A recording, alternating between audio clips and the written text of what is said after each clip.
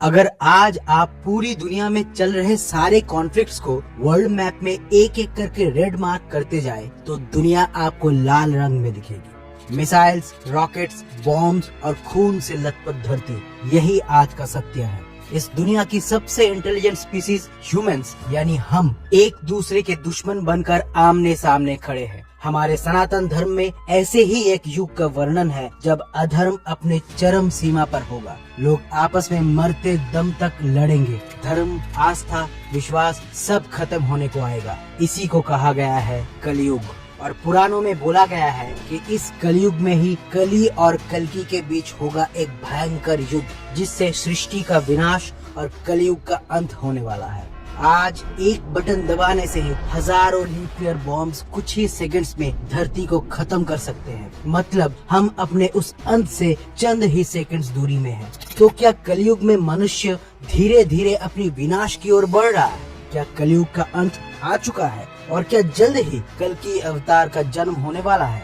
आज के इस वीडियो में कोशिश करेंगे जवाब ढूंढने की ऐसे ही कुछ मुश्किल सवालों का। नमस्कार दोस्तों, मैं हूँ रजत आपके साथ। So without any further edu, let's find out the truth. सत्य, त्रेता, द्वापर और कली, ये चारों युग इस सृष्टि की 4 डिफरेंट स्टेजेस है, जिसमें मनुष्यों की फिजिकल, स्पिरिचुअल और मोरल एवोल्यूशन को बहुत ही डिटेल में डॉक्यूमेंट किया गया है वेदों और पुराणों में। इन चारों युगों को मिला के बनता है एक महायुग, जिसका टाइम ड्यूरेशन है 43,20,000 वर्ष। सतयुग में देवता देवलोक में रहते थे और असुर पाताल लोक में।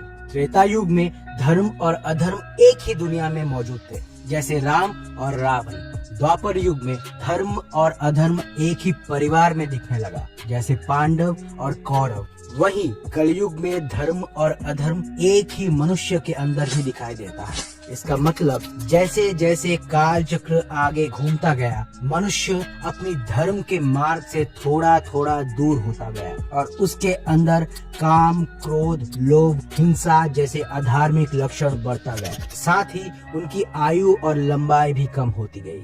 पुराणों में कहा गया है कि हर युग में जब जब इंसानियत, अच्छाई और चरित्र का पतन होगा, तब तब एक महाप्रलय होगा और भगवान स्वयं अपने अवतार रूप में आकर अधर्म का विनाश और धर्म की पुनर्स्थापना करेंगे। फिर इस सृष्टि की दोबारा शुरुआत होगी एक नए युग के साथ। और ऐसे ही युग चक्र एक साइक्लिक ऑर्डर में घूमता जाता है। जैसे सत्ययुग के बाद त्रेता युग, उसके बाद द्वापर और फिर कलयुग आता है, देन अगेन ये ऑर्डर कलयुग से रिवर्स में रिपीट होता है। मतलब कलयुग के बाद द्वापर, फिर त्रेता, उसके बाद सतयुग फिर से आता है और एक महायुग कंप्लीट होता है।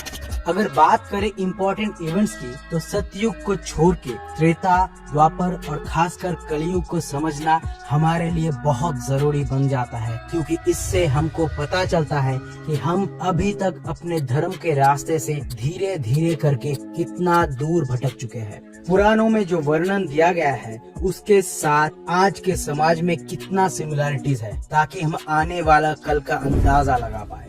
त्रेता युग में मनुष्य थोड़ा स्वार्थी हुआ, औरों से ईर्ष्या और द्वेष जैसे अवगुण मनुष्यों में जागने लगा, लेकिन अधर्म की मात्रा फिर भी कम थी। इसी युग में रावण वध के बाद श्री राम अयोध्या लौटकर राम राज्य की स्थापना की थी और कुछ सालों बाद जब वो वैकुंठ धाम लौट गए थे, तब त्रेता युग की समाप्ति हो गई और उसके बाद शुरू हुआ कालखंड का तीसरा युग यानी द्वापर युग। इसी युग से मनुष्य की चरित्र का पतन शुरू हो जाता है। दूसरों की संपत्ति, धन और यहाँ तक कि स्त्री पे बुरी नजर डालने जैसा कुकृत्य भी मनुष्य करने लगता है। द्वापर युग में मनुष्य जाति के 4 वर्ण ब्राह्मण, क्षत्रिय, वैश्य और शूद्र का भेदभाव भी अपने चरम पर था। इसी युग में महाभारत की लड़ाई भी लड़ी गई थी और एक बार फिर से भगवान ने अपने श्री कृष्ण अवतार में आके सृष्टि में धर्म की पुनर्प्रतिष्ठा की। लेकिन इसके बाद गांधारी के श्राप से जब भगवान श्री कृष्ण की मृत्यु हुई थी, तब शुरुआत हुई कलयुग की। कलयुग की आयु 4,32,000 साल है और अभी सिर्फ 5,125 साल ही बीते हैं। मतलब अभी भी 4,26,875 साल बचे हुए हैं। कलयुग में मनुष्यों का चरित्र कैसा होगा, पुराणों में इसका डिटेल्ड डिस्क्रिप्शन मिलता है। जैसे ब्राह्मण वेदों का पाठ नहीं करेंगे, क्षत्रिय प्रजा की रक्षा नहीं करेंगे और चोर प्रवृत्ति के लोग शासन करेंगे। हिंसा, लोभ, मोह, काम, क्रोध, वासना, द्वेष, माता पिता का त्याग, स्त्री अपराध, जीव हत्या, तामसिक भोजन जैसे अधर्म इस समाज पे पूरी तरह से हावी हो चुका होगा। और आज कुछ ऐसे ही होता हुआ देख भी रहे हैं हम हमारे आसपास। लेकिन पुराणों में ये भी कहा गया है कि हर युग की तरह कलयुग में भी अधर्म का विनाश और धर्म का पुनर्स्थापना करने भगवान विष्णु अपने 10वें अवतार यानी कल्कि अवतार के रूप में धरती पर अवतारित होंगे। तो कौन है ये कल्कि अवतार?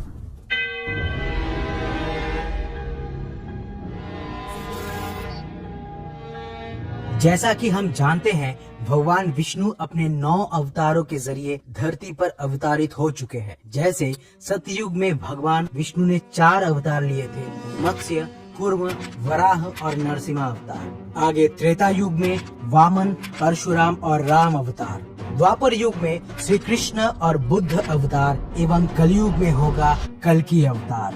कलयुग में कली का मतलब है डार्कनेस, अंधकार। पुराणों की माने तो सत्य, त्रेता, द्वापर युग में अभी तक जितने भी असुर देखा गया है उन सब से कई गुना ज्यादा भयंकर है कलयुग का कली असुर, जो मनुष्यों की दिमाग से धर्म की भावना को खत्म कर देता है। कली अमर है और अदृश्य भी। जब भी इंसान जुआ खेलता है, शराब पीता है, अनैतिक संबंध बनाता है, हिंसा करता है या चोरी करता है, इसका मतलब वो पूरी तरह से कली के प्रभाव में है। और देखा जाए तो आज हमारे समाज में भारी संख्या में लोग यही करता दिख रहा है। मतलब आज नहीं तो कल कलयुग अपने चरम पर होगा। लेकिन महाभारत की लड़ाई के बीच भगवान श्री कृष्ण ने अर्जुन से कहा था, यदा यदा हि धर्मस्य ग्लानिर्भवति भारत अभ्युत्थानम् अधर्मस्य तदात्मानं सृजाम्यहम् परित्राणाय साधुना विनाशाय च दुष्कृतम् धर्म संस्थापनार्थाय संभवामि युगे युगे। मतलब जब जब धर्म की हानि होती है तब तब मैं आता हूँ, जब जब अधर्म बढ़ता है तब तब मैं आता हूँ। सज्जन और साधु लोगों की रक्षा के लिए मैं अवतारित होता हूँ। दुष्टों के विनाश के लिए और धर्म के स्थापना के लिए मैं हर युग में जन्म लेता हूँ। और कलयुग में कली असुर का विनाश करने भगवान आएंगे अपने कल्कि अवतार के रूप में। ऐसा माना जाता है कि उत्तर प्रदेश के मुरादाबाद जिले के संभल गांव में कल्कि अवतार जन्म लेंगे। उनकी पत्नी होंगी पद्मा, जो माता लक्ष्मी का ही स्वरूप होंगे। कल्कि के गुरु होंगे भगवान परशुराम, जिन्हें अमरत्व का वरदान प्राप्त है। अग्नि पुराण में भगवान कल्कि के व्यक्तित्व का वर्णन है। वो 64 कलाओं में परिपूर्ण होंगे। तीर कमान और तलवार को शस्त्र के रूप में धारण करेंगे और दुष्टों के संहार के लिए देवदत्त नाम के सफेद घोड़े पे सवारी करेंगे। भगवान शिव के आराधना से उन्हें दिव्य शक्तियाँ प्राप्त होंगी और उनके तलवार में वज्र जैसी शक्ति होगी। लेकिन कली असुर इतना ताकतवर है कि कल्कि अवतार को भी कली का विनाश करने के लिए 7 चिरंजीवी की मदद लेना पड़ेगा। और क्योंकि कली अमर है तो उसका पूरी तरह से विनाश भी संभव नहीं है। कल्कि अवतार द्वारा कली असुर के शक्तियों का विनाश के साथ ही कलयुग का अंत होगा और फिर से आएगा सत्य युग। इसके बाद फिर से कली धीरे धीरे एक के बाद एक युगों में अपना शक्ति बढ़ाता जाएगा और एक बार फिर कलयुग में जाके उसका शक्ति चरम पर होगा।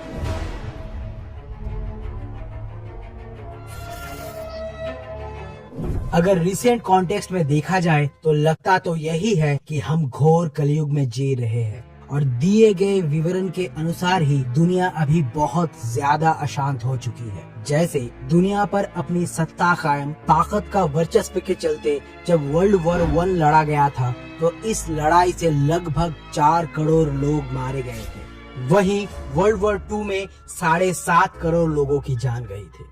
9/11 के बाद से जब यूएसए ने अफगानिस्तान में वॉर ऑन टेरर डिक्लेयर किया, तब से इस लड़ाई पे भी करीब लाखों की संख्या में लोग मारे गए हैं। वहीं अफ्रीकन टेररिस्ट ग्रुप बोको हरम, जो अफ्रीका में सलाफी इस्लामिक स्टेट बनाना चाहता है, उसने 2002 से अब तक 50,000 से ज्यादा लोगों को मौत के घाट उतार चुका है और 25 लाख लोग इनकी खौफ से डिस्प्लेस्ड हो चुके हैं। इसके अलावा भी Israel Palestine war, ISIS attack, India Pakistan war जैसे कई सारे जंग चल रहे हैं या लड़े जा चुके हैं रिसेंट टाइम्स में। आज जहां भी नजर दौड़ाएंगे वही वॉर क्राइम्स, मास किलिंग्स जैसे इनह्यूमन इंसिडेंट्स नजर आते हैं।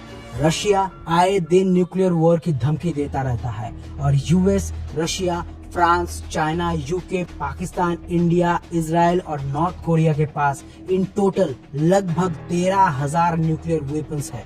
कभी भी अगर कोई न्यूक्लियर वॉर शुरू हुई तो इंसानों की क्या दुर्गति होगी, इसका थोड़ा बहुत अंदाजा आप आराम से लगा सकते हैं जापान की हिरोशिमा और नागासाकी की घटना को देखकर। हम हमारे लापरवाही की वजह से सिर्फ इंसानों को ही नहीं बल्कि इस पूरी धरती को गहरी चोट पहुंचा रहे हैं। आज धरती का तापमान लगातार बढ़ता जा रहा है। कई प्रजाति के जीव विलुप्त हो चुके हैं। पेड़ पौधे बेहिसाबी से काट दिए जाते हैं। मौसम भी बदलता जा रहा है। कभी भयानक बाढ़ आती है तो कभी अकाल सूखा। रोज की खबरों में हत्या, डकैती, हिंसा, बलात्कार जैसी चीजें बहुत ही आम हो चुकी है। और हैरानी की बात ये है कि इस सब से हमें अब ज्यादा कुछ फर्क भी नहीं पड़ता। ऐसा लगता है कि इस धरती को ही हम नर्क बनाने चल पड़े हैं। तो ये घोर कली नहीं तो क्या है? गरुड़ पुराण में इन अलग अलग पापों के लिए अलग अलग सजाएं लिखी गई है जो आप जान सकते हैं इस वीडियो से। हालांकि पुराणों की माने तो अभी भी कलयुग के करीब 4.5 लाख साल बचे हुए हैं, लेकिन हालत ऐसी हो रखी है कि हम कल्कि अवतार के दहलीज पे खड़े हुए हैं। और काल चक्र का जो नियम है वो तो होगा ही, लेकिन इस चक्र से हमारी मुक्ति के लिए एकमात्र रास्ता है हमारे अच्छे कर्म। ये हमारी जिम्मेदारी है कि कली की माया से अपने आप को दूर रखना। उम्मीद यही है कि इस काम में हम सब कामयाब होंगे। क्यों होंगे ना? बताइएगा कमेंट्स में। और तब तक के लिए जय श्री कृष्ण।